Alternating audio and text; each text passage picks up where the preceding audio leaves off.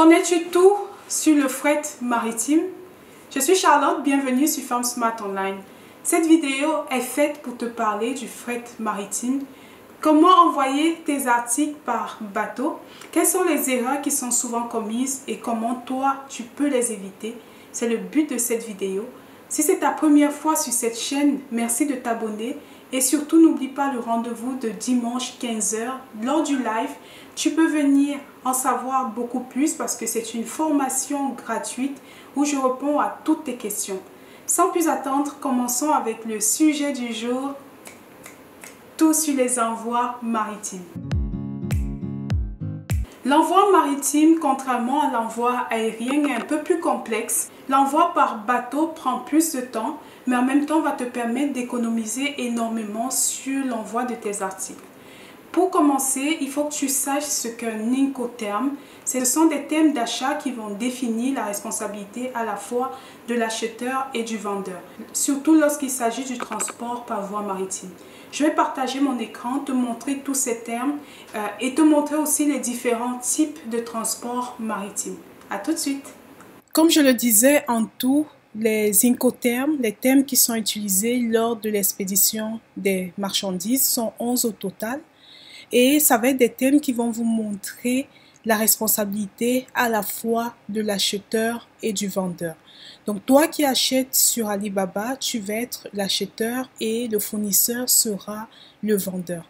Donc là, vous allez, à partir de ces thèmes, savoir à qui appartient la responsabilité de prendre soin des marchandises partant de l'usine directement en Chine jusqu'à l'origine, que ce soit dans votre pays, que ce soit dans l'entrepôt d'Amazon, etc.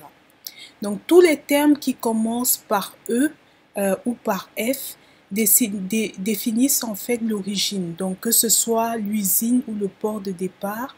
Et tout ce qui commence par C ou par D est là pour définir la destination, le port d'arrivée, la destination finale. Donc, si on prend par exemple EXW, cet Incoterm est fait lorsque, par exemple, vous discutez avec un fournisseur et il vous dit la marchandise va coûter 5 $ EXW. Ça veut tout simplement dire que cette marchandise coûte par unité 5 $ et c'est le prix à l'usine. Donc, le fournisseur aura juste la responsabilité de fabriquer et d'avoir les marchandises prêtes à l'usine. Maintenant, ça va être à vous ou au transitaire d'avoir la responsabilité de prendre les marchandises à l'usine pour les acheminer complètement à la destination finale. C'est comme ça qu'il faut comprendre en fait cette figure. Si vous prenez par exemple le DAP, Delivery at Place, le fournisseur ou le transitaire aura la responsabilité de prendre les marchandises de l'usine et de les acheminer jusqu'à un endroit, un entrepôt. Et ensuite, vous, en tant qu'acheteur, vous allez avoir la responsabilité de prendre jusqu'à la destination finale.